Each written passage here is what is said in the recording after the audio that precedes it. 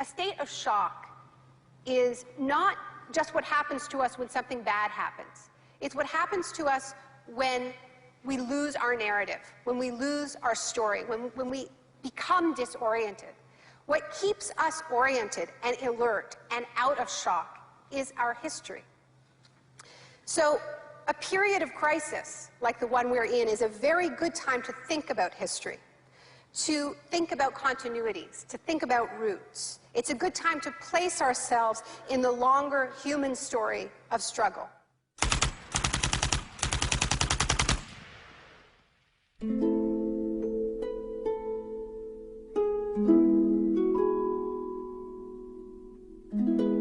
L'histoire a commencé le 1er juin 1951, le jour où des membres des services de renseignement occidentaux rencontrèrent en grand secret des universitaires à l'hôtel Ritz-Carlton de Montréal. Cette réunion allait lancer un programme de recherche sur la privation sensorielle à l'université McGill, programme financé par l'armée. Sensory deprivation really is a way of producing extreme monotony. It causes loss of critical capacity. The thinking is less clear. The subject complains that he can't even daydream.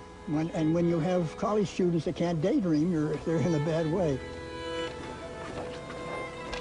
I began to think while we were doing our experiments that it's possible that something that involves physical discomfort or even pain might be more tolerable than simply the deprivation conditions that we studied. Ebb décida de cesser de travailler sur le programme. But I had no idea when I suggested that what a vicious weapon, potentially vicious weapon, this could be.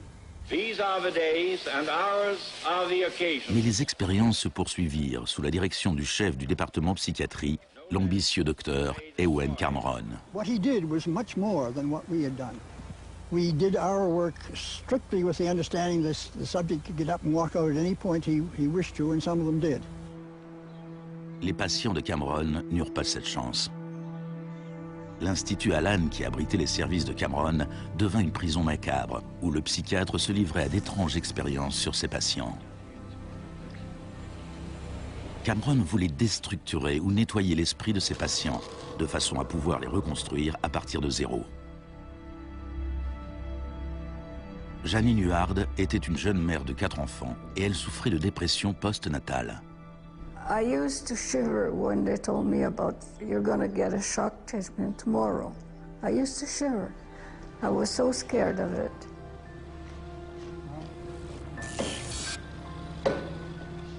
And I would wake up in another room, all mixed up and sad, and it used to make me very sad after. You're just like a zombie walking around. Cameron combinait électrochoc, cure de sommeil et messages enregistrés passés en boucle. It says, Janine, Janine, you are running away from your responsibility. You don't want to take care of your husband and children. All the time, the same thing. It sounds like you were being interrogated. Yes, interrogation, but for what purpose? Il ne fallut pas longtemps à la CIA pour mettre en pratique les expériences de Cameron. De nombreuses techniques du docteur figurent dans le Kubark, le manuel d'interrogatoire de l'agence. Les phrases suivantes en sont tirées. It's a fundamental hypothesis of this handbook that these techniques are in essence methods of inducing regression of the personality. There is an interval, which may be extremely brief, of suspended animation, a kind of psychological shock or paralysis. Experienced interrogators recognize this effect when it appears and know that at this moment the source is far more open to suggestion, far likelier to comply than he was just before he experienced the shock.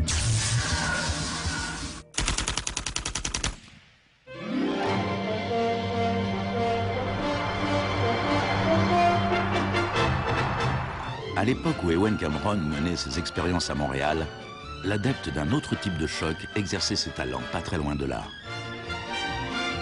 Milton Friedman enseignait l'économie à l'université de Chicago.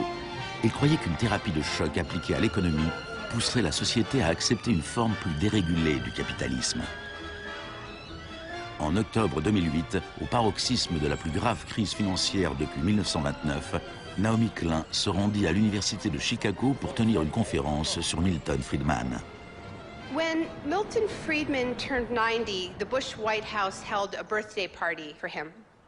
And everyone made speeches, including George Bush. But there was a really good speech that was given by Donald Rumsfeld. My favorite quote in that speech from Rumsfeld is this. He said, "Milton is the embodiment of the truth that ideas have consequences." What I want to argue here is that the economic chaos that we're seeing right now on Wall Street and on Main Street and in Washington stems from many factors, of course, but among them are the ideas of Milton Friedman.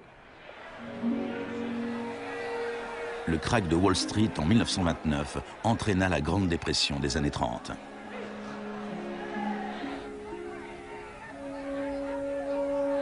Au cœur de la thèse de Friedman, il y a son opposition au New Deal que le président Franklin Roosevelt décrivit dans son discours d'investiture. Our greatest primary task is to put people to work. This is no unsolvable problem if we face it wisely and courageously. Let me assert my firm belief that the only thing we have to fear is fear itself. Influencé par les idées de John Keynes, Roosevelt lança un vaste programme d'emploi dans les services publics afin de résorber le chômage. Today, depression is a fading memory. Millions of men and women have found employment, and with it confidence and hope. Ce ne fut pas si simple. La dépression dura jusqu'à la Seconde Guerre mondiale, mais après la guerre, le plan Marshall répandit en Europe le modèle keynésien de régulation et d'intervention de l'État.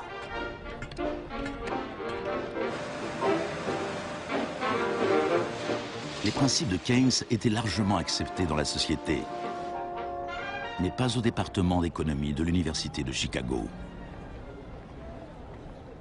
Milton Friedman from this university waged a war against the New Deal. Friedman était membre d'un petit groupe appelé la Société du Mont Pèlerin, dirigé par l'économiste autrichien Friedrich von Hayek. Ses membres affirmaient que si l'État cessait de fournir des services et cessait de réguler les marchés, l'économie se corrigerait d'elle-même. Dans les années 50, personne ne les prenait au sérieux. Mais ces 30 dernières années, leurs idées sont devenues la doctrine dominante en économie. The thesis of the shock doctrine is that we've been sold a fairy tale about how these radical policies have swept the globe. That they haven't swept the globe on the backs of freedom and democracy, but they have needed shocks, they have needed crises, they have needed states of emergencies. Milton Friedman understood the utility of crisis. Only a crisis, actual or perceived, produces real change. When that crisis occurs, the actions that are taken depend on the ideas that are lying around.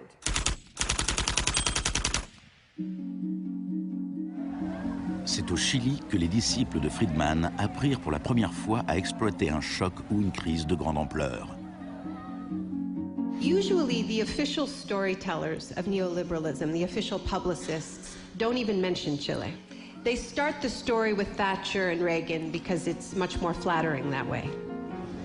Dans les années 50 et 60, les politiques progressistes de développement mises en œuvre au Chili étaient un exemple pour tous leurs voisins. L'État investissait dans la santé, l'éducation et l'industrie. Les sociétés américaines commencèrent à s'inquiéter pour leurs investissements. La réaction du département d'État américain fut de financer les études des étudiants chiliens et sud-américains afin qu'ils puissent venir étudier l'économie de marché auprès de Milton Friedman. The University of Chicago had a joint arrangement with the Catholic University of Chile, under which a great many Chilean students came to the University of Chicago, were trained by us and received PhDs. Ces étudiants retournèrent au Chili pour y enseigner. Le département économie de l'Université catholique de Santiago devint une mini-école de Chicago.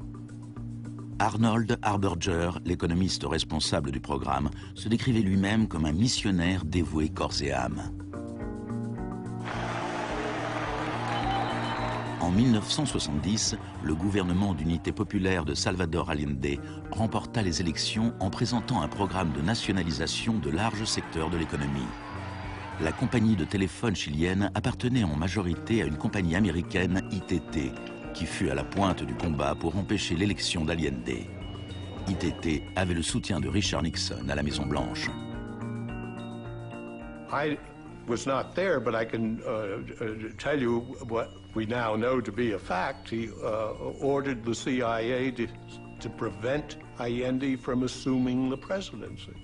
And indeed, they tried to get me to lean on the Chilean military right after Allende was elected. Malgré tous les efforts de la CIA, Allende fut officiellement déclaré président.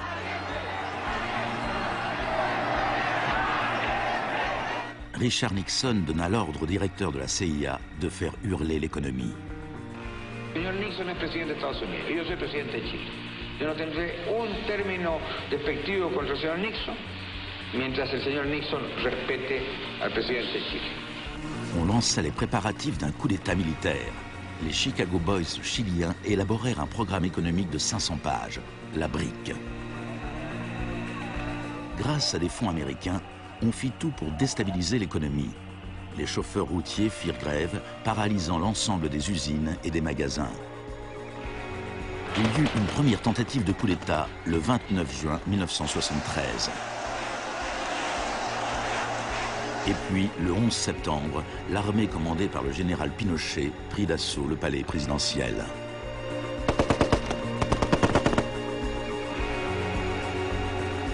Cela faisait 41 ans que le Chili vivait dans une démocratie pacifique, quand elle fut brutalement renversée par la violence.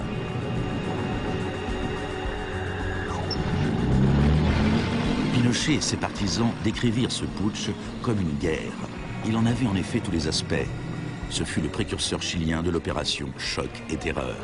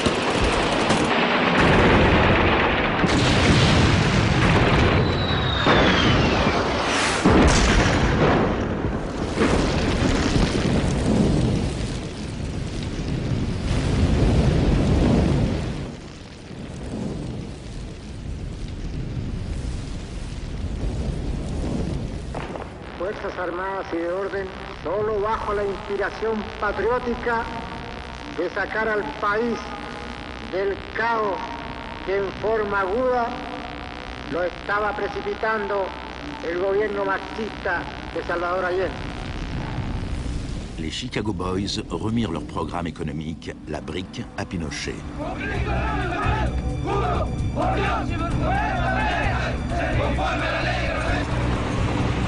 Dans les jours qui suivirent, plus de 13 000 opposants furent arrêtés et emprisonnés.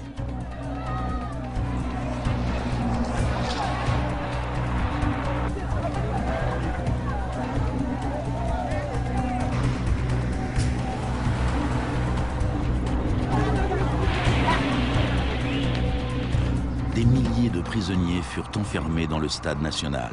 Beaucoup furent torturés. Dans le monde entier, on parlait du Chili. ¿Cuántas personas?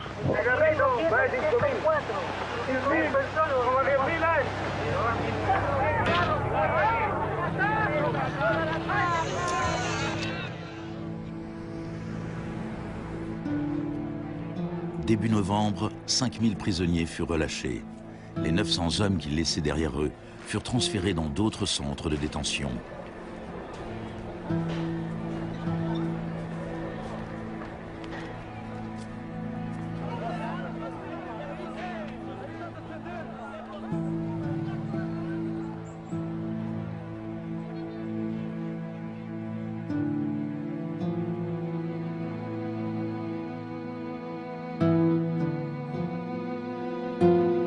Moins d'un mois plus tard, la FIFA autorisait le Chili à disputer un match qualificatif pour la Coupe du Monde dans ce même stade.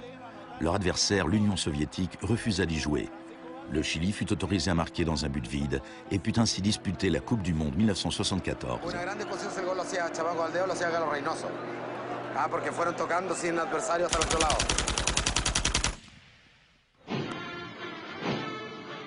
Pinochet imposa à une population sous le choc la politique recommandée par les Chicago Boys. Fin du contrôle des prix, privatisation des entreprises publiques, suppression des taxes à l'importation et coupe dans les dépenses publiques. Plus tard, Friedman reconnut ouvertement l'importance de l'expérience chilienne. Here was the first case in which you had a movement toward communism, which was replaced by a movement toward free markets. Ce fut un échec. Un an plus tard, l'inflation s'élevait à 375% par an. C'était la plus forte au monde. Alors, en mars 1975, Arnold Harberger et Milton Friedman s'envolèrent pour Santiago. He used a phrase that had never before been used in a real-world economic crisis. He called for shock treatment. He said that he was like a doctor that was going to help a country that was suffering an epidemic, and he was simply prescribing the medicine. Friedman écrivit que le général Pinochet était séduit par l'idée d'un traitement de choc, mais qu'il était clairement effrayé par le chômage provisoire qui pourrait en découler.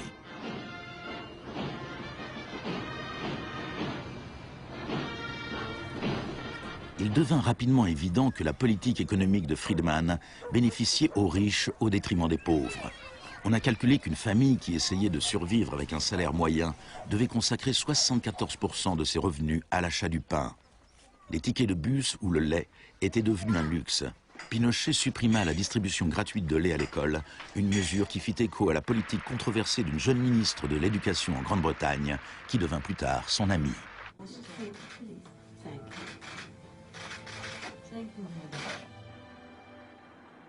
Pour mettre en œuvre cette politique économique, il fallait avoir un ennemi à craindre.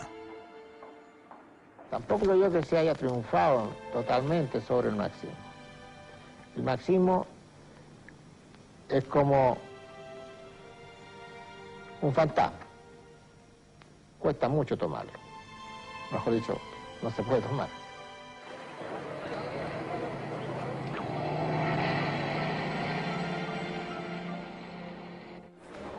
Friedman et Harberger soutenaient que l'économie de marché était inséparable de la liberté et de la démocratie. Mais au Chili, où leurs idées étaient mises en application dans le contexte d'une dictature militaire, c'est le contraire qui était vrai. De nombreux Sud-Américains établirent un lien direct entre les chocs économiques qui appauvissaient des millions de gens et l'épidémie de torture infligée à ceux qui croyaient en une société différente. L'un d'entre eux était Orlando Letelier. Letelier avait été l'ambassadeur d'Allende à Washington. Il passa une année entière dans les prisons de Pinochet avant d'être exilé aux États-Unis.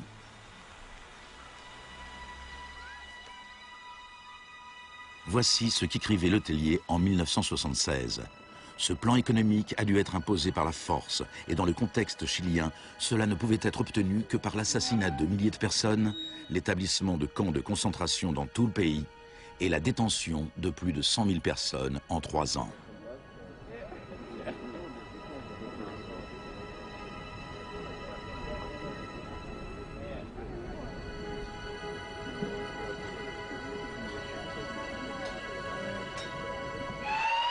Moins d'un mois plus tard, Letelier fut tué dans un attentat à la bombe. Good evening. A powerful bomb today tore through a car as it was driving along Washington's usually quiet Embassy Row. The Chilean was Orlando Letelier, who also had been foreign minister during the last months of the late Salvador Allende's Marxist regime. Richard Roth reports. Un membre de la police secrète de Pinochet, Michael Townley, était derrière l'attentat. Il était entré aux États-Unis grâce à un faux passeport avec l'accord de la CIA. Michael, buenas noches. Buenas noches, Pablo. La opinión del Poder Judicial chileno, ¿hay confianza en él? Mire, yo Confío plenamente en la justicia chilena como patriota y luchador antimarxista y juntista por sobre todas las cosas. Malgré sa confiance, Thornley fut extradé aux États-Unis et condamné pour le meurtre de Letellier. Au Chili, la dictature militaire de Pinochet dura 17 ans. Et pourtant, Harberger refusait toujours de voir la réalité. You cannot have a repressive government for long within a genuinely free economic system. L'année même où Orlando Letellier fut assassiné, Milton Friedman reçut le prix Nobel d'économie. You know, you people have such a distorted idea of what went on. Let me tell you some facts. Number one, I was offered 2 honorary degrees by universities in Chile before I went down. I refused to take them because those universities were being supported in part by public funds, and I did not want to appear in any way to provide any support to the political system in Chile. I'm not a representative of Chile. I'm not an advisor to Chile. I have no commitments to the government of Chile.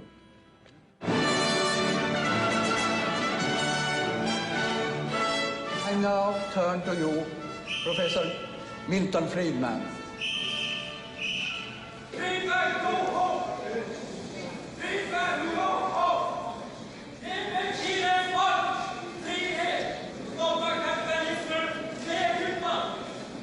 I am very sorry for this incident. It could have been worse.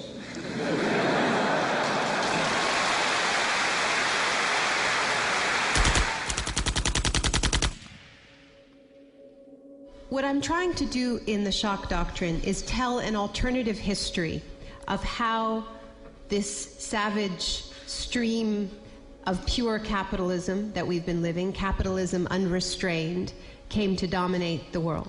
Le Chili n'était pas le seul pays d'Amérique latine qui suivait la politique préconisée par l'école de Chicago. Les disciples de Friedman tenaient des postes clés au Brésil et ils conseillaient le gouvernement uruguayen. Le 24 mars 1976, un putsch militaire renversa le gouvernement d'Isabel Perón en Argentine. Une junte de 3 généraux dirigée par le général Videla prit le contrôle du pays. Les Chicago Boys décrochèrent des postes économiques très importants au sein du gouvernement militaire. Ils profitèrent de l'occasion pour effectuer des changements majeurs dans la vie économique et sociale. Moins d'1 an après le coup d'État, les salaires avaient perdu 40% de leur valeur. Les usines fermaient. La pauvreté se multipliait. Comme au Chili, il a fallu terroriser la population pour lui faire accepter ces mesures économiques. Videla avait appris de Pinochet. Il adopta la tactique des disparitions. Mélange de terreur publique et privée, ces disparitions étaient souvent exécutées en plein jour, mais elles pouvaient toujours être niées.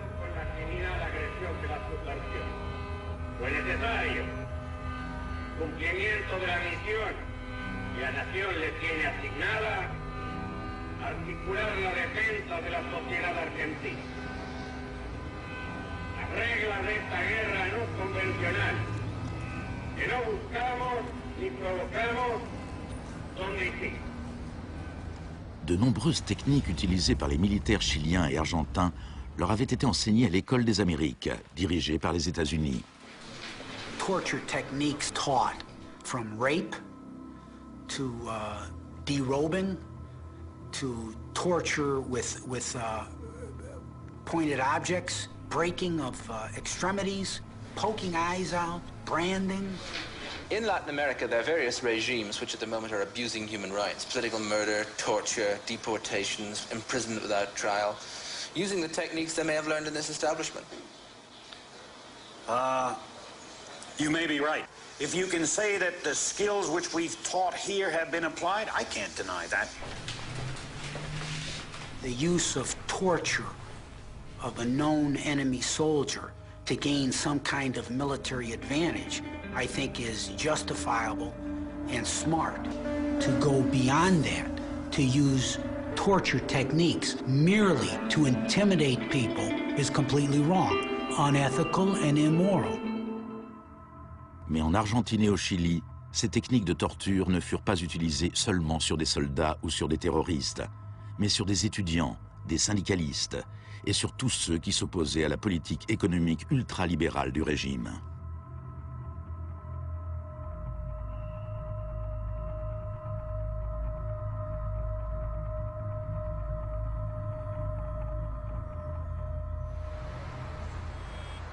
En 1978, la junte accueillit la Coupe du Monde en Argentine. La finale se joua dans un stade situé à 1 kilomètre à peine du plus grand centre de détention du pays, où des milliers de prisonniers étaient torturés. Decir que con los goles, con el grito de gol, se tapaba la voz de los secuestrados, los gritos de los secuestrados era una realidad. Organización extraordinaria, miles y miles de banderas, miles y miles de gargantas enronquecidas, 25 millones de argentinos que tienen un solo color, el celeste y blanco. El fútbol ha hecho el milagro del país, de este maíz maravilloso que nos siguen atacando a aquellos. Et l'Argentine poussa le régime de la terreur encore plus loin que le Chili. Parmi les disparus se trouvaient des centaines de femmes enceintes. On les laissa accoucher avant de les exécuter. De todas aquellas mujeres que estaban embarazadas, les permitieron tener a sus hijos para una vez que nacieran sacárselos. Y eso sucedió con 500. Yo soy uno de esos 500. Ces enfants, qui pour beaucoup d'entre eux furent élevés par des familles liées à l'armée, rappelaient clairement le projet de la junte qui visait à reconstruire la société tout entière.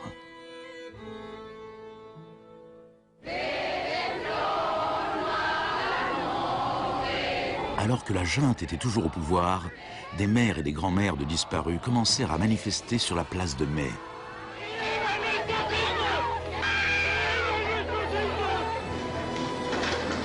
Elles se firent détectives et se lancèrent à la recherche des enfants disparus. Après l'effondrement de la junte, certains enfants furent retrouvés et rendus à leur famille. Parfois, on trouvait leurs restes. La plupart du temps, on ne retrouvait rien.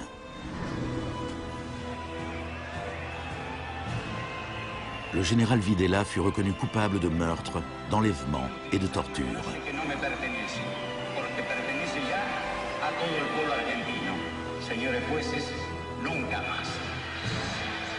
Il fut condamné à la prison à perpétuité.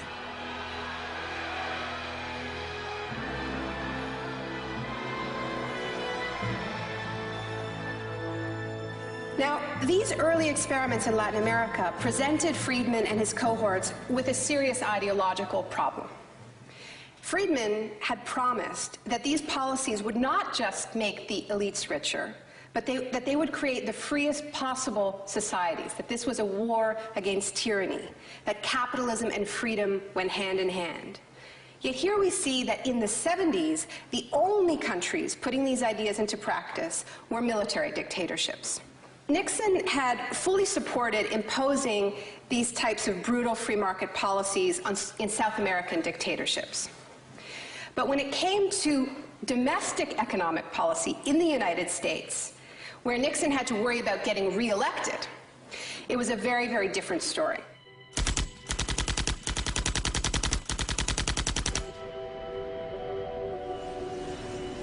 Friedman entretenait d'excellentes relations avec Nixon.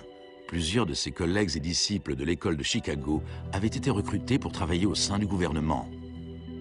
Donald Rumsfeld était l'un d'entre eux.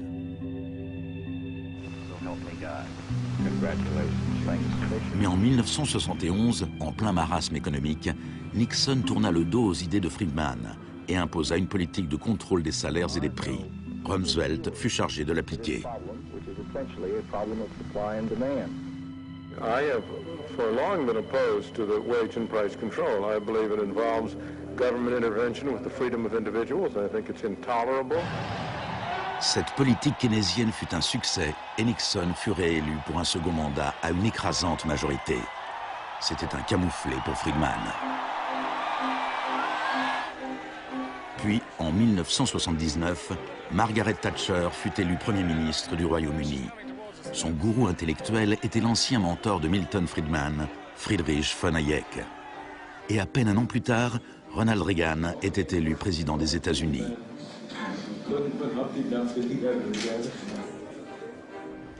La Grande-Bretagne et les États-Unis étaient désormais dirigés par des Friedmaniens sans état d'âme. Margaret Thatcher's program when she came in had 4 planks. Cut government spending, cut tax rates, reduce government ownership and operation of industries or regulation of industry, and have a moderate and stable monetary policy to bring down inflation. Après ses 3 premières années au gouvernement, le chômage avait doublé dans certains secteurs de l'économie, déclenchant des vagues de grève. La cote de popularité de Thatcher avait chuté de 25%. Des émeutes éclatèrent dans les grandes villes du royaume. Même les admirateurs de Thatcher se posaient des questions. The economic performance of the Thatcher government has been mixed.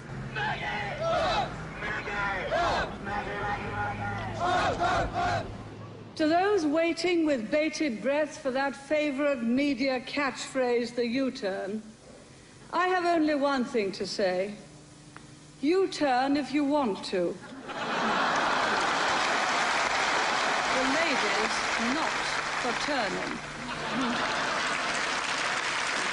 Friedrich von Hayek exhorta Thatcher à imiter la thérapie de choc économique de Pinochet. Thatcher répondit: en Grande-Bretagne, vu nos institutions démocratiques et la nécessité d'un fort consensus, certaines des mesures adoptées au Chili sont tout à fait inacceptables.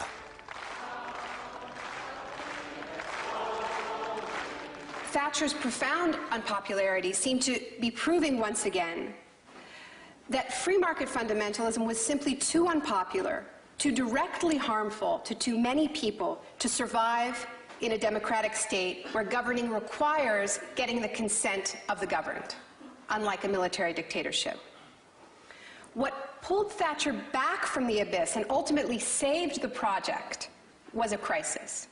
Indeed, it was the ultimate crisis. It was a war. We are here because for the first time for many years, British sovereign territory has been invaded by a foreign power. The government has now decided that a large task force will sail as soon as all preparations are complete. HMS Invincible will be in the lead. La plupart des Britanniques n'avaient jamais entendu parler des îles Malouines. Mais quand l'Argentine envahit ce petit archipel perdu à des milliers de kilomètres dans l'Atlantique Sud, Thatcher sauta sur l'occasion et justifia son surnom de Dame de Fer. Gentlemen, I've just heard that the white flag is flying over Stanley. La guerre fut terminée en moins de 3 mois. Quand les troupes revinrent en Grande-Bretagne, une vague de célébrations patriotiques déferla sur le pays. Thatcher remporta les élections de 1983 avec une écrasante majorité. Elle pouvait maintenant lancer une thérapie de choc économique semblable à celle qu'on avait vue au Chili.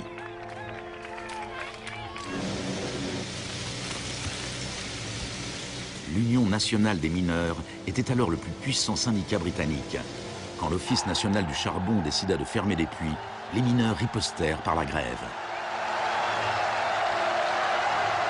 Parts of central London are brought to a halt as thousands of miners and sympathizers march through the city in support of the miners' strike. It's Britain's longest and most bitter since 1926, and the most expensive ever. La grève dura presque 1 an. Thatcher utilisa tous les moyens à sa disposition pour en finir avec le syndicat.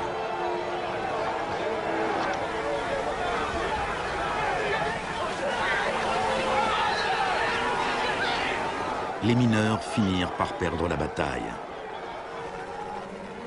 Thatcher utilisa sa victoire pour imposer la révolution des Chicago Boys en Grande-Bretagne. On lança des campagnes publicitaires pour promouvoir le gigantesque programme de privatisation. Thatcher vendit l'industrie de l'acier, le service des eaux, les compagnies d'électricité, de gaz, le téléphone, les compagnies aériennes et le pétrole. Les HLM furent vendus, les services municipaux soumis à adjudication. En 1986, les systèmes bancaires et financiers furent dérégulés. On parla de Big Bang. No one here tonight needs reminding that the Big Bang is only a beginning. Dans la Grande-Bretagne d'avant Thatcher, un PDG gagnait 10 fois plus qu'un ouvrier. En 2007, il gagnait plus de 100 fois plus.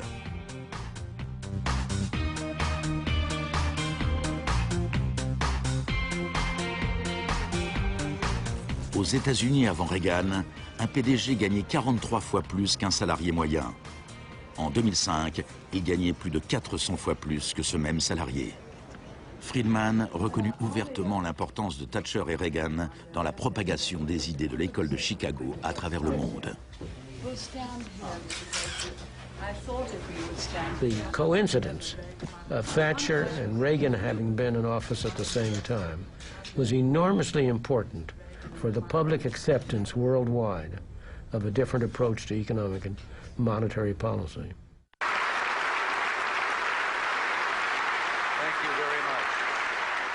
What I'm describing now is a plan and a hope for the long term. The march of freedom and democracy, which will leave Marxism, Leninism on the ash heap of history as it has left other tyrannies which stifle the freedom and muzzle the self-expression of the people.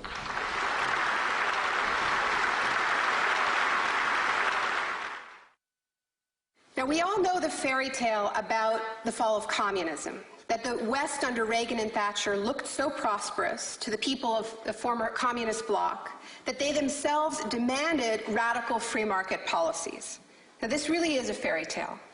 It is true that people who had been living under authoritarian communism genuinely wanted democracy. And it's also true that people wanted to be able to go out and buy blue jeans and have Big Macs. That is true. But that does not mean that they wanted the kind of Wild West capitalism of oligarchs gone mad and no social protections that so many Eastern Bloc countries actually ended up with and suffer under to this day.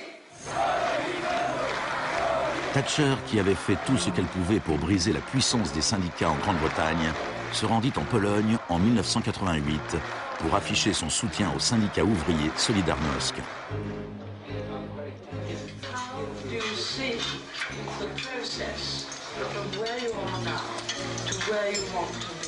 En Pologne, les grèves amenèrent Solidarność à participer aux élections générales de juin 1989. Une vague de manifestations s'ensuivit à travers toute l'Europe de l'Est.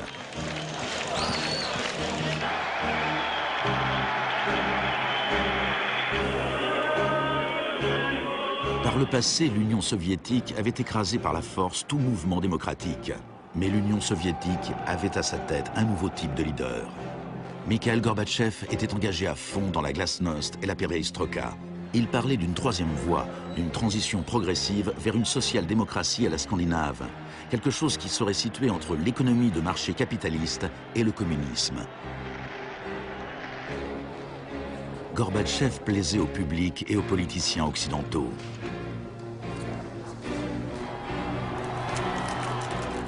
He's a bold, a determined and courageous leader. Gorbatchev regarda sans broncher les vieux régimes communistes s'effondrer les uns après les autres.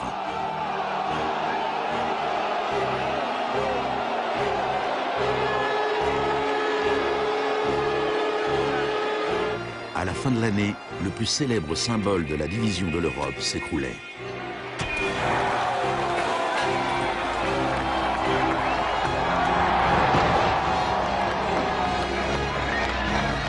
Pour Friedman et les Chicago Boys, c'est un nouveau monde qui s'ouvrait.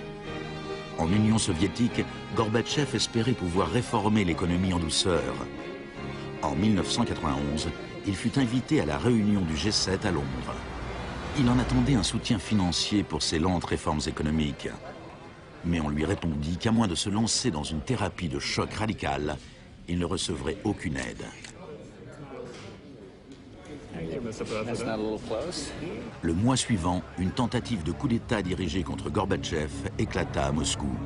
Les tenants de la ligne dure au sein du Parti communiste firent arrêter Gorbatchev dans sa maison de vacances en Crimée. Les tanks encerclèrent la Maison Blanche, le Parlement russe.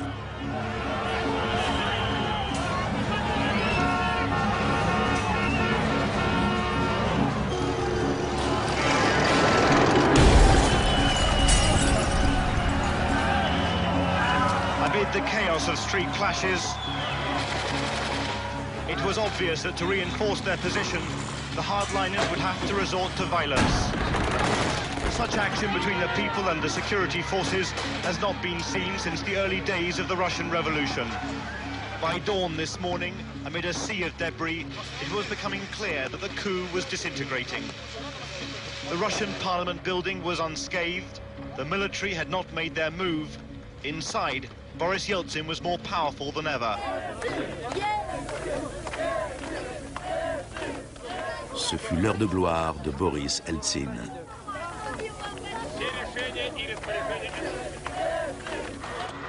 Gorbatchev fut libéré et revint à Moscou, mais son pouvoir était très affaibli. Я выражаю признательность за принципиальную позицию россиянам, президенту России Борису Николаевичу Ельцину. En décembre 1991, l'Union soviétique fut officiellement dissoute. Ce fut un choc immense pour le peuple russe. Eltsine avait désormais la haute main sur l'économie au sein de la Fédération russe. L'économie de marché fit son apparition dans le pays. Ce fut le chaos. L'adoption par la Russie des principes de l'école de Chicago marqua une nouvelle étape dans la croisade du marché libre. Il y avait encore tout le choc, mais aucune thérapie.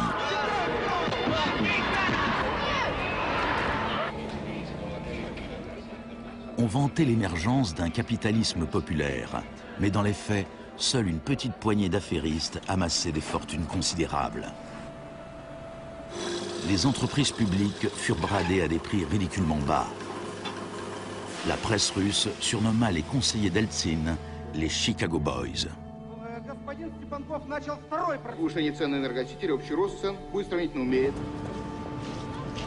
La thérapie de choc appliquée par Eltsine fut telle qu'en 1992, la consommation moyenne avait chuté de 40% en un an.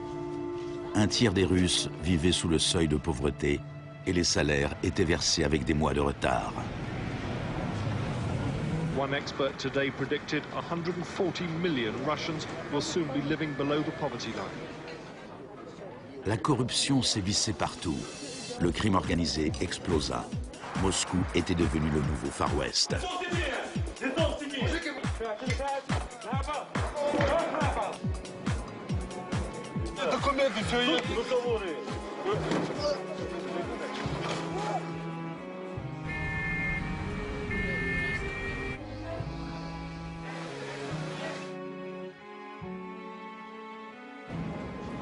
La majorité des Russes était contre les changements radicaux préconisés par les Chicago Boys.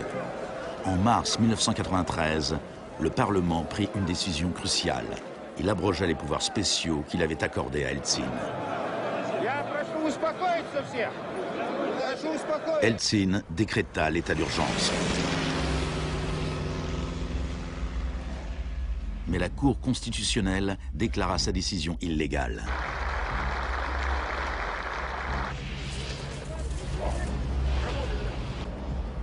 Le 21 septembre, Eltsine opta pour la solution Pinochet et fit dissoudre le Parlement.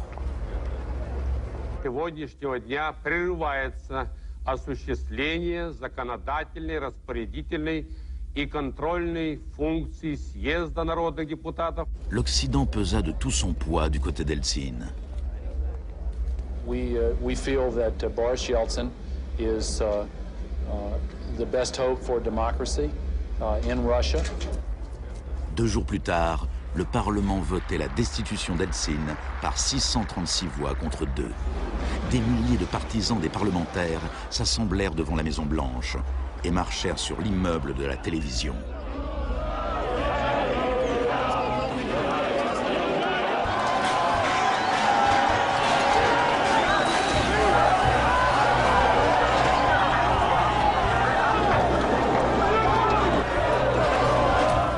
Les partisans du Parlement semblaient l'emporter.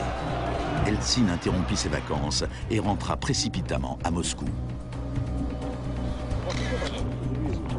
Cette nuit-là, les troupes d'Eltsine reprirent l'initiative et une centaine de manifestants furent tués.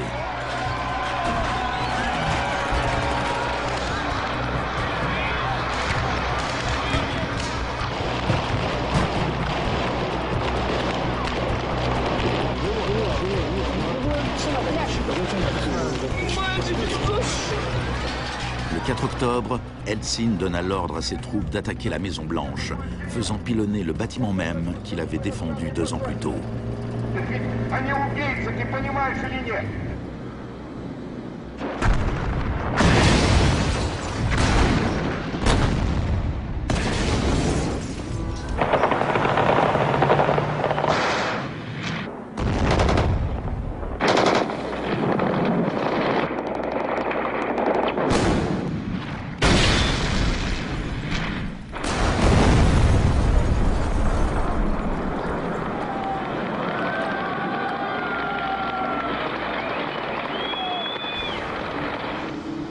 Warren Christopher, le secrétaire d'État américain, déclara « Les États-Unis ne soutiennent pas de gaieté de cœur la dissolution du Parlement, mais les circonstances sont exceptionnelles. »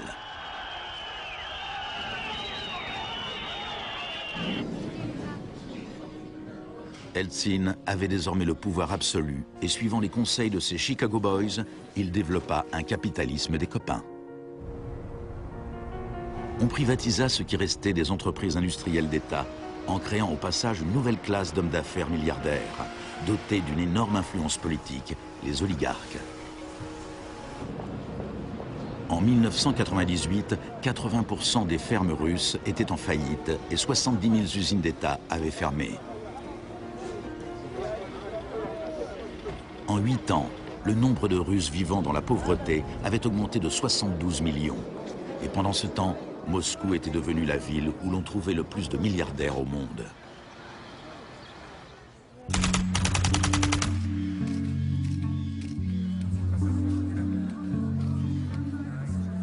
Good afternoon. Thank you for coming. Today it is my honor to announce that I'm submitting the name of Donald Rumsfeld to be Secretary of Defense. I look forward to serving our country again. Rumsfeld avait déjà été secrétaire d'État à la Défense sous Gerald Ford, quand l'ennemi que l'on était censé craindre s'appelait l'Union soviétique. I'm not saying with certainty that the Russians are coming. I'm saying the trends are here. I'm not saying the Russians are 10 feet tall. I'm saying they used to be 5'3". They're now 5'9.5", and they're growing. Désormais, il y avait un nouvel ennemi plus proche. Dans un discours tenu le 10 septembre 2001, Rumsfeld annonça son intention de privatiser une grande partie de l'armée américaine. Milton Friedman aurait été fier de lui. Rumsfeld déclara « Le sujet aujourd'hui, c'est un adversaire qui pose une menace sérieuse pour la sécurité des États-Unis d'Amérique. Cet adversaire est l'un des derniers bastions de la planification. Il gouverne en imposant des plans quinquennaux. Cet adversaire vous rappelle peut-être l'ex-URSS, mais cet ennemi-là a disparu. Cet adversaire est plus proche de nous. C'est la bureaucratie du Pentagone. Aujourd'hui, nous déclarons la guerre à la bureaucratie. » Le lendemain, le vol 77 d'American Airlines s'écrasait sur le Pentagone, causant la mort de 184 personnes.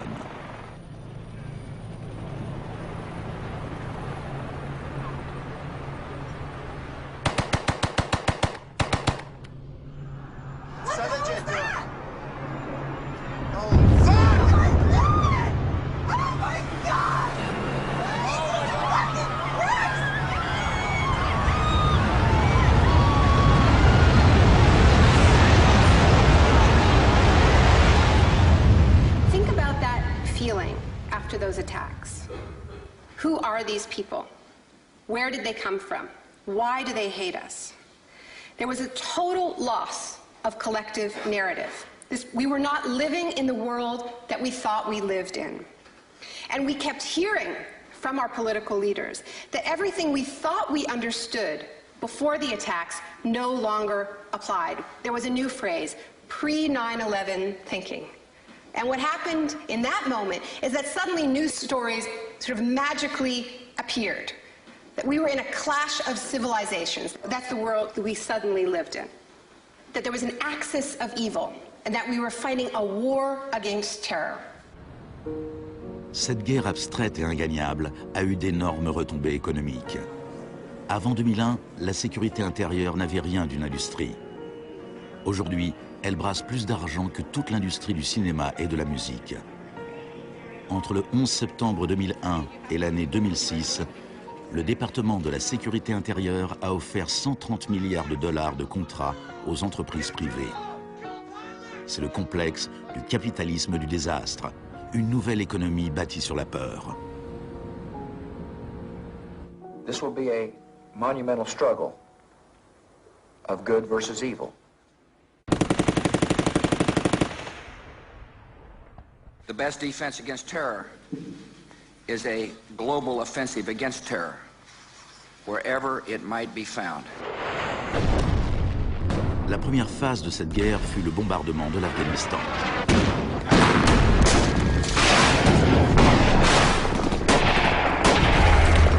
Le gouvernement des talibans fut rapidement renversé. La gestion de l'après-guerre fut plus compliquée. Our fight against terrorism began in Afghanistan, but it will not end there. We're primarily looking at detainees that we can use. We're collecting intelligence.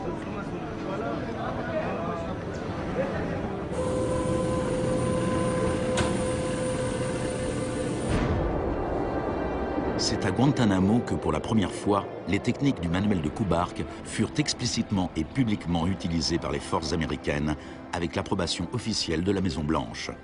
Les images furent diffusées sur les télés du monde entier. Isolation, both physical and psychological, must be maintained from the moment of apprehension. The capacity for resistance is diminished by disorientation. Prisoners should maintain silence at all times. They should never be allowed to speak to each other. Parmi ces prisonniers, il y avait Asif Iqbal, Rouhal Ahmed et Shafiq Rasool de Timpton en Angleterre. Ils furent détenus plus de 2 ans à Guantanamo avant d'être relâchés sans qu'aucune charge ne soit retenue contre eux. Mentally, yeah, you couldn't speak to nobody, you couldn't do nothing, you couldn't stand up. And just sitting there, you'd be in your thoughts all the time thinking, what the hell's going on, where the hell am I? Are we going to be staying here for the rest of our lives? Are we going to be going back home? Will we ever see our family again? Sur les 779 prisonniers qui ont été détenus à Guantanamo, seulement 3 ont été reconnus coupables d'un crime.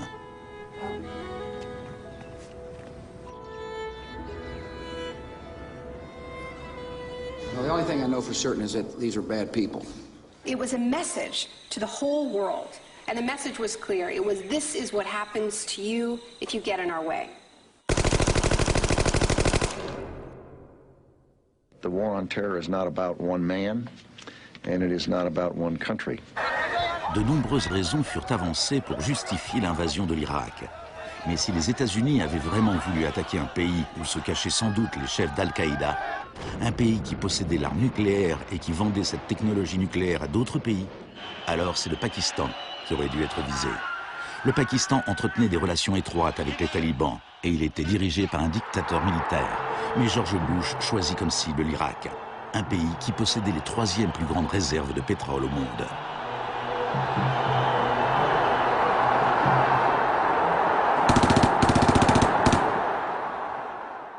Now, about the Defense Department's war plan. It is not like that for the Gulf War. It's more along the lines of the Panama invasion of 1989. CBS News has been told it would start on what's called A-Day. A as in airstrikes. Airstrikes so devastating, they would leave Saddam's soldiers unable or unwilling to fight. The idea is to rain down the thunder so hard as to create, quote, shock and awe.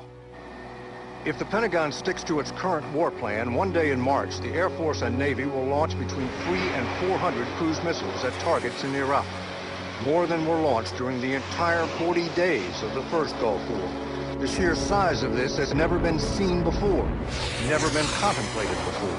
Harlan Ullman is one of the authors of the shock and awe concept, which relies on large numbers of precision-guided weapons. So that you have this simultaneous effect, rather like the nuclear weapons at Hiroshima, not taking days or weeks, but in minutes.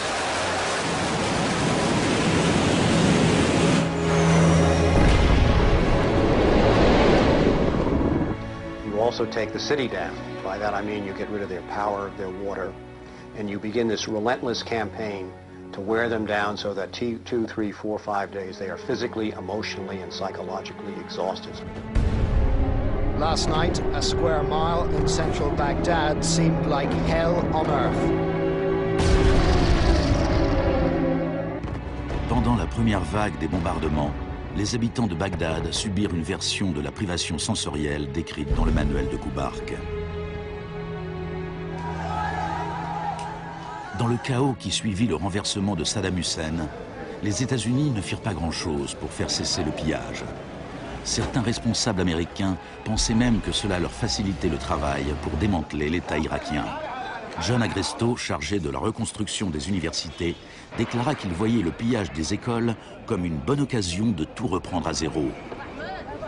En réalité, avant les sanctions, l'Irak avait le meilleur système éducatif de la région. 89% des Irakiens étaient alphabétisés. Par comparaison au Nouveau-Mexique d'où venait John Agresto, 46% de la population était techniquement illettrée. In Iraq, you had three distinct forms of shock that were all working together and reinforcing each other. You had the shock of the war, which was immediately followed by economic shock therapy imposed under Paul Bremer. And as resistance to that economic transformation, that very rapid economic shock grew, you had the shock of enforcement, including torture. Three different kinds of shock.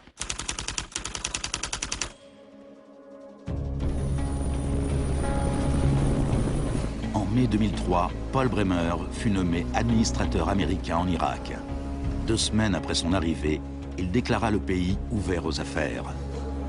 We consider that the coalition had very broad authorities to determine the direction of the Iraqi economy. Bremer ne connaissait pas grand-chose à l'Irak, mais il connaissait bien le capitalisme du désastre. Dès le début du boom de la sécurité intérieure, il s'était lancé comme expert conseil dans le domaine des mesures de crise. Today is a very important day in Baghdad. Bremer passa les 4 premiers mois à signer des décrets tout droit sortis de l'école de Chicago. Rumsfeld décrivit les nouvelles lois irakiennes en matière d'investissement et d'impôts comme les lois les plus avancées et les plus incitatives du monde libre.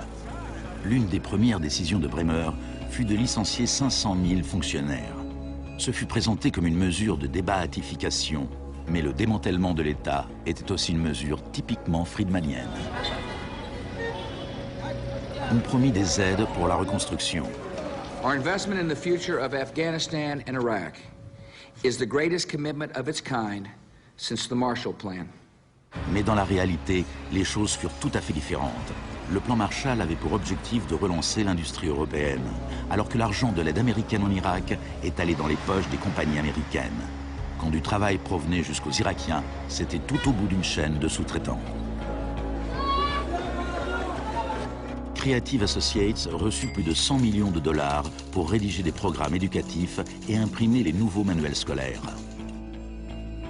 La société de conseil en management et technologie Bearing Point reçut 240 millions de dollars pour élaborer un modèle économique basé sur le marché applicable à l'Irak. La société RTI, basée en Caroline du Nord, toucha 466 millions de dollars pour ses conseils afin d'introduire la démocratie en Irak. Et Halliburton reçut 20 milliards de dollars pour ses frais, en plus de ses contrats irakiens. Parsons reçut 186 millions de dollars pour construire 142 cliniques. On en construisit seulement 6. La fourniture d'eau et d'électricité ne s'améliorera pratiquement pas, malgré les milliards dépensés pendant les 4 premières années. We're going to succeed here, and when we succeed here, we will have done something important, not just for 25 million Iraqis. We will have done something that serves Western interests in this whole region.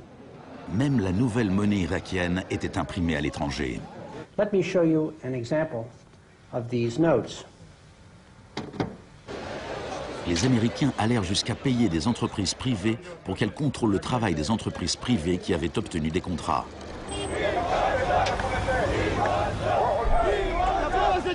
I was in Baghdad in 2004, and this is the period when bombs started to go off regularly in Baghdad. In fact, the night that I arrived, a bomb went off very near our hotel. But what was really striking to me in this period was that despite the violence and despite the chaos, the next day, Iraqis were out in the streets protesting. 19 killed and 100 injured in Najaf. And what they were demanding at this time was elections, the right to actually have a say in what the post-Saddam era would look like. Now, in the early days of the occupation, the protests were peaceful, but as time went on, and the protests didn't have an effect, more and more Iraqis joined the armed resistance.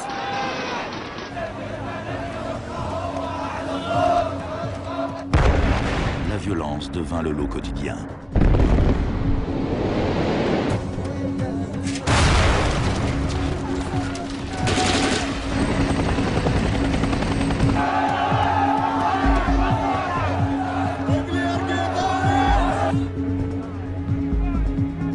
Comme en Amérique du Sud 30 ans auparavant, les corps étaient souvent jetés au bord des routes afin d'intimider les opposants. Voilà les disparus d'Irak.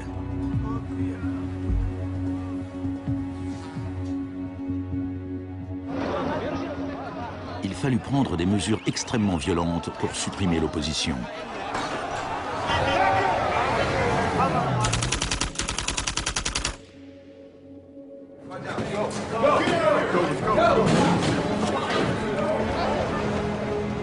Pendant les 3 premières années et demie d'occupation, 61 500 Irakiens furent arrêtés.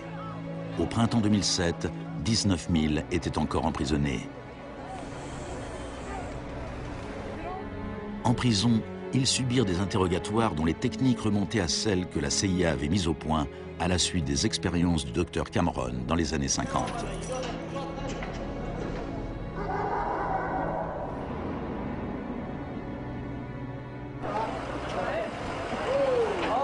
Selon la Croix-Rouge, les autorités militaires américaines reconnurent qu'entre 70 et 90% des arrestations en Irak étaient arbitraires.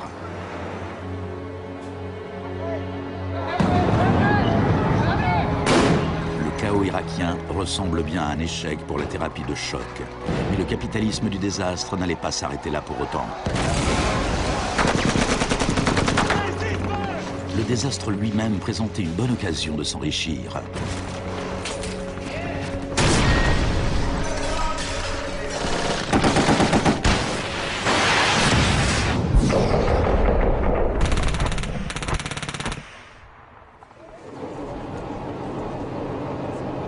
Les dépenses militaires américaines ont pratiquement doublé depuis 2001.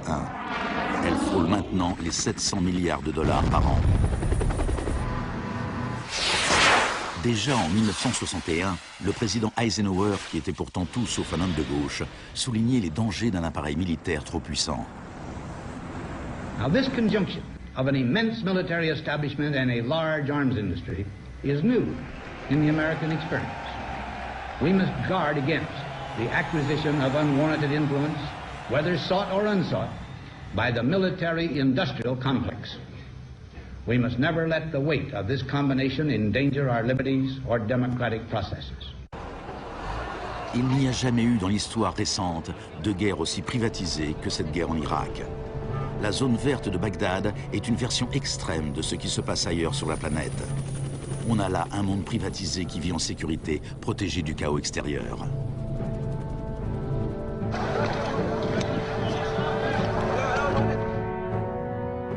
En 1991, pendant la première guerre du Golfe, pour 100 soldats réguliers, on trouvait un contractuel privé. En 2003, au début de la guerre en Irak, pour 100 soldats, on comptait 10 contractuels. En 2006, pour 100 soldats, il y avait 33 contractuels. Un an plus tard, pour 100 soldats, il y en avait 70. En juillet 2007, il y avait plus de contractuels en Irak que de soldats réguliers. On était bien au-delà de ce que Milton Friedman lui-même aurait osé rêver. The only things I would not denationalize are the armed forces, the courts, and some of your roads and highways. L'une des plus importantes sociétés de sécurité était la société américaine Blackwater. En avril 2004, pendant le soulèvement de Najaf, Blackwater prit le commandement des opérations, malgré la présence des Marines. Des dizaines d'Irakiens furent tués lors des combats. Les États-Unis avaient garanti aux mercenaires qu'aucune loi irakienne ne s'appliquerait contre eux. Ils opéraient donc en toute impunité, un peu comme à Guantanamo. I asked your Secretary of Defense a couple months ago what law governs their actions. Mr. I was going to ask him. Go ahead.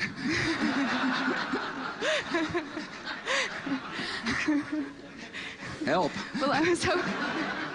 De même que la thérapie de choc de Cameron laissait ses patients perdus et brisés, les multiples chocs infligés à l'Irak ont réduit le pays à un violent chaos sectaire, sans foi ni loi.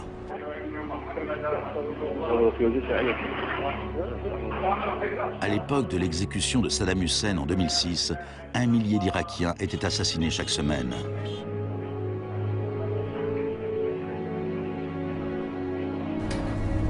En avril 2007, le Haut Commissariat des Nations Unies pour les réfugiés estimait à 4 millions le nombre de personnes qui avaient dû quitter leur maison. Des centaines de milliers d'Irakiens étaient morts. I think the historians will write very clearly that we did a great and noble thing here.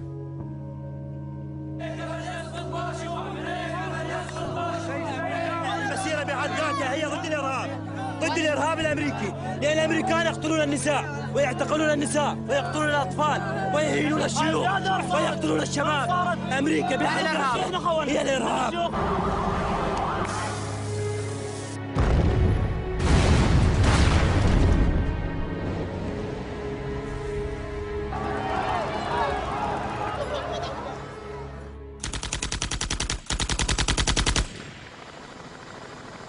Quand l'ouragan Katrina frappa la Nouvelle-Orléans en août 2005, le monde découvrit avec stupéfaction une sorte d'apartheid du désastre. Les habitants les plus fortunés quittèrent la ville, tandis que des dizaines de milliers de gens vulnérables restaient coincés sans recevoir quasiment aucun secours de l'État. I went to New Orleans while the city was still underwater. And what I saw was that what I had witnessed in Iraq was repeating, not in the aftermath of a war, but in the aftermath of a tremendous natural disaster. Milton Friedman died in 2006. His very last piece of public policy recommendation was an op-ed he wrote for the Wall Street Journal 3 months after Katrina. He said, most New Orleans schools are in ruins, as are the homes of children who have attended them. The children are now scattered all over the country. This is a tragedy. It is also an opportunity to radically reform the education system. He was advocating the wholesale privatization of the school system of this city. It was his sort of swan song.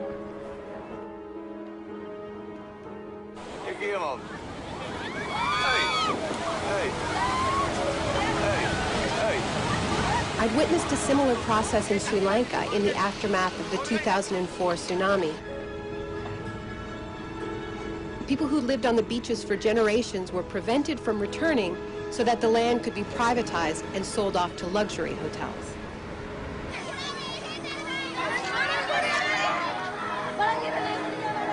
And this is exactly what I mean by the shock doctrine, the systematic raiding of the public sphere in the aftermath of a disaster.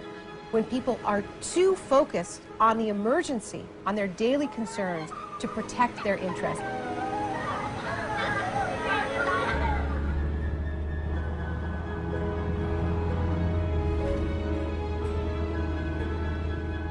Le premier acte de résistance consisterait peut-être à refuser qu'on efface notre mémoire collective. En 2008, Naomi Klein se rendit à la Villa Grimaldi avec Isabelle Morel, la veuve d'Orlando Letelier. La Villa Grimaldi est un témoignage de la barbarie du régime de Pinochet et de sa défaite finale.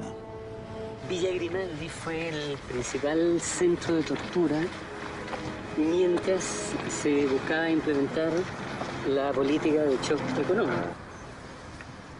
Esta es la que tú señalas en el libro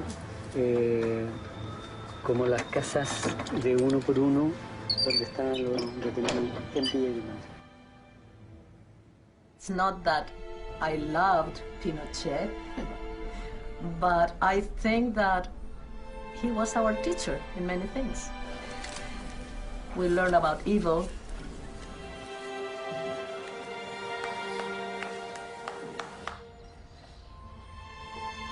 En 1998, Pinochet fut arrêté lors d'une de ses visites à Londres. Sa vieille alliée Margaret Thatcher lui apporta son soutien. I know how much we owe to you.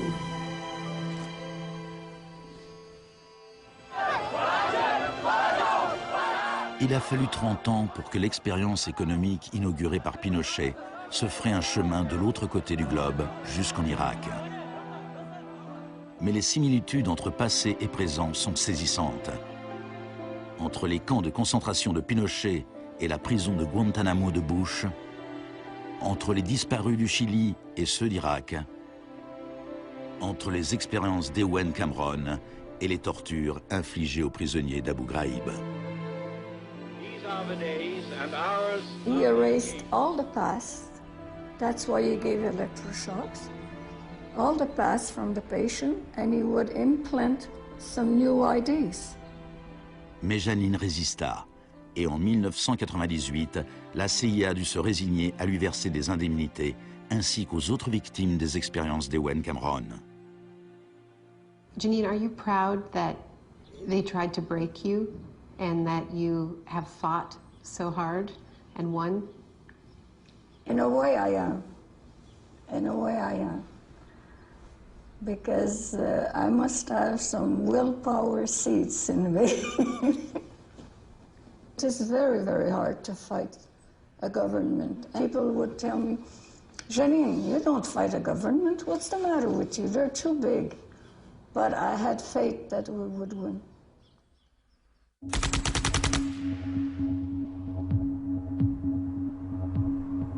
Par nature, les marchés dérégulés sont volatiles.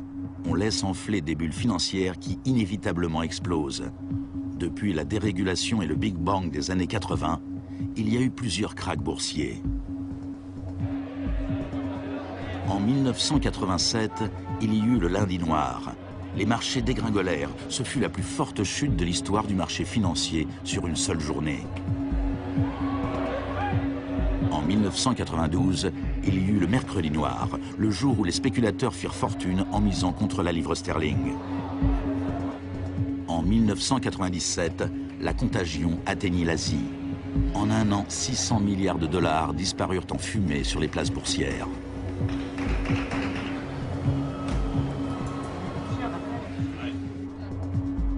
Et finalement, en septembre 2008, les marchés financiers implosèrent. The market is not functioning properly. There has been a widespread loss of confidence.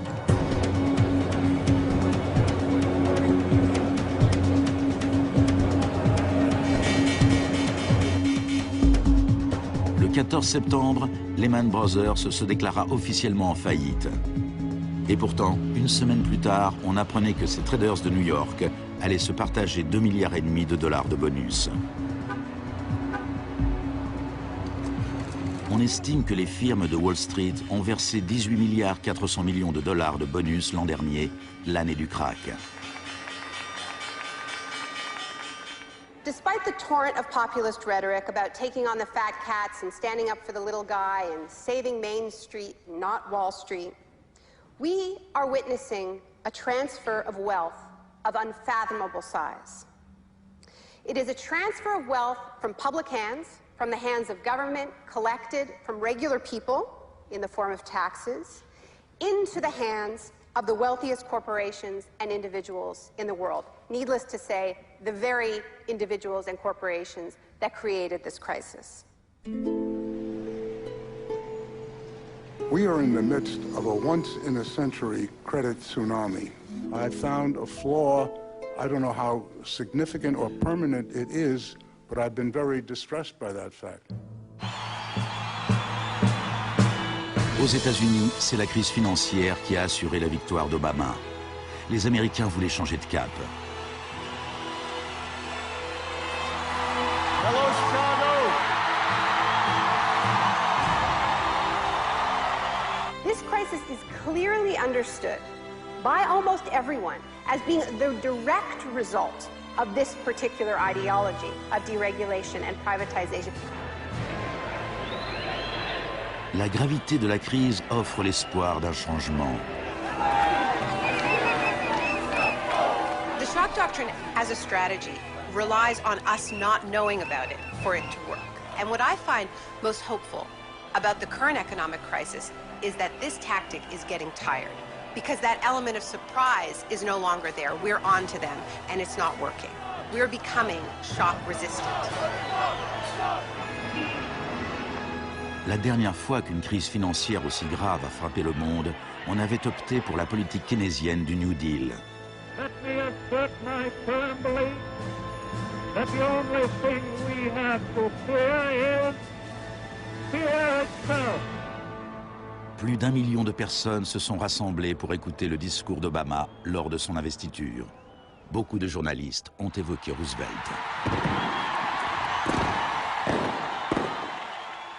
Now, there's been a lot of talk recently about comparing Obama to Franklin Delano Roosevelt. So I want to talk a little bit about FDR, because there's a great FDR story. And it could be an apocryphal one. About when he would be visited by some progressive organization or a union, and they would be proposing some new progressive policy that they wanted to be part of the New Deal. And he would hear them out, and he would listen to them, and then at the end he would say, now go out there and make me do it. And they did. In 1937, which was a pivotal year for the New Deal, do you know how many strikes there were in this country? 4,740 strikes, lasting an average of 20 days. Do you know how many strikes there were in 2007? 21. Now, the other reason to remember this history of struggle is that it tells us something very important, something that we need to remember at this moment when so much is at stake. It teaches us that if we want responses to this economic crisis that leave us with a world that is healthier, that is more just, that is more peaceful, we are going to have to go out there and make them do it. Thank you.